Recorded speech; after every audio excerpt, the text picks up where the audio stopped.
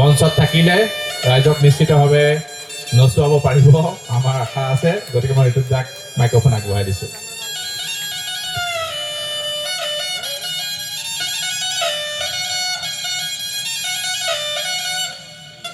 ওই পেপাৰ থুৰি আনিবা মিলাই বিনোদৰ দোকানৰ মটন কিনি আনিবা আমাকো দি যাবা বিলাই।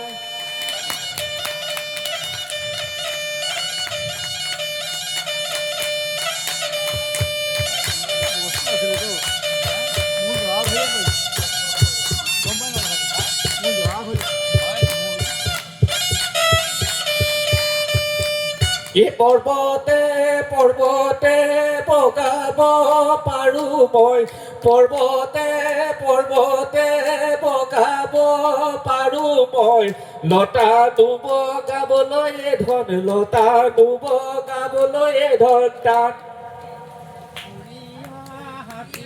জুৰিয়া হাতীকো বলাব পাৰো মই, জুৰিয়া হাতীকো বলাব পাৰো মই, তোমাক নুবলাবলৈ, তোমাক নুবলাবলৈ টান।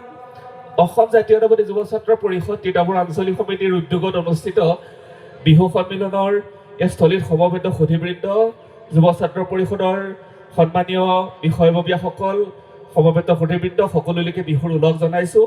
কৰবী গগৈ আমি একেলগৰ আমি ক্লাছ ফ্ৰেণ্ড হয় দুয়োটা।